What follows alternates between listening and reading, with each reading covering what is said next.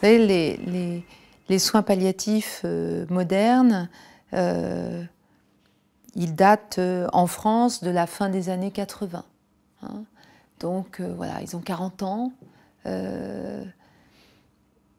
Et c'est vrai que les premiers acteurs partent, hein, prennent leur retraite.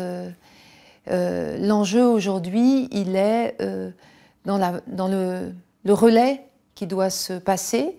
Moi, j'ai beaucoup d'espoir parce que je vois beaucoup de jeunes dans les soignants, beaucoup de jeunes soignants qu'il faut pouvoir accompagner, qu'il faut pouvoir former. L'enjeu aujourd'hui, c'est la formation.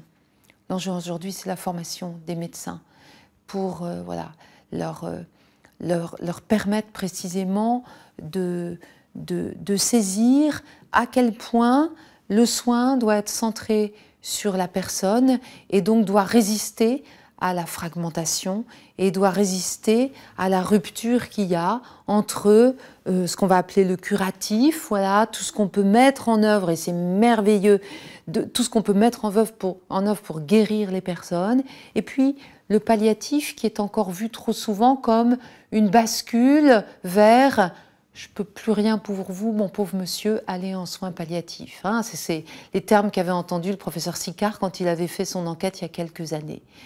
Ben voilà, si on arrive à former voilà, des générations de soignants, des générations de médecins, si on arrive à les former à le soin et l'accompagnement de la personne humaine jusqu'au bout de la vie, on aura gagné quelque chose. Donc voilà, c'est un gros enjeu de formation à laquelle participent les unités de soins palliatifs et voilà, les acteurs des soins palliatifs dans la maison médicale. Donc la maison médicale prend sa part à cet axe de formation.